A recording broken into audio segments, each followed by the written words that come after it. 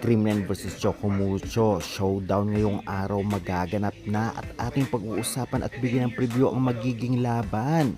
Chocomucho dihado daw sa Creamline. Creamline sure panalo na. Kung may Judges Santiago ang Creamline, may Ea Lauri ang Chocomucho. Lahat yan ang ating pag-uusapan this video. Kaya before that guys, please huwag niyong kalimutan mag-like, comment, and subscribe for more updates.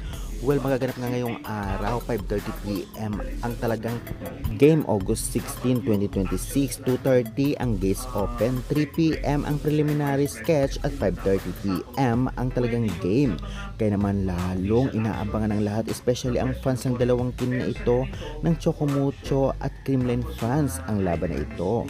Lalong-lalo pa ang pagbabalik ni Judges Santiago aka Sachi Minowa dito sa Pilipinas o sa PVL.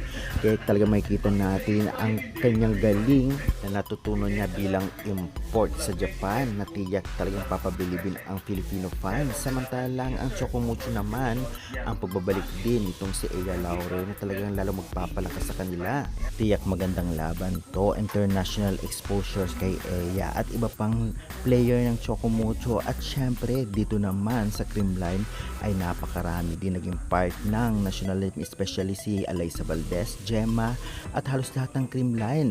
Samahan pa na talagang grabe yung experience from Japan na si Judges Santiago na talaga namang magiging import din soon sa Amerika. Kung ating mapapansin, ang mahal ng ticket ay talagang tiyak marami ang kukuha nito kahit pa medyo mahal.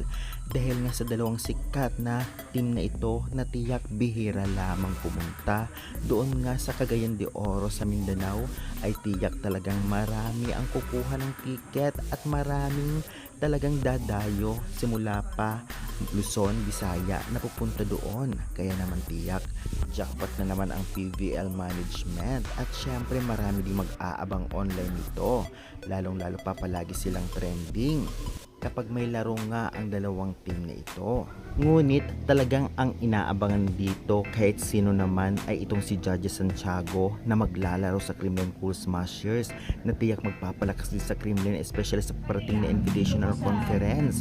Kaya naman kaabang-abang ang kanyang laro kung talagang nagbago ba, lumakas ba, humina ba galing sa experience niya na mga gamit dito sa PVL galing Japan, kagaya na lamang ni Gia. Kaya excited na ang lahat.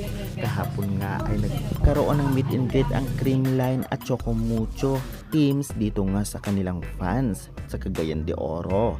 Kaya naman ngayon namang araw ang talagang game nila o exhibition game kung saan magkakasubukan. Kaya excited na ba ang lahat? Sa tingin nyo anong team ang mananalo? Pa-comment, pa-subscribe for more updates. Thank you.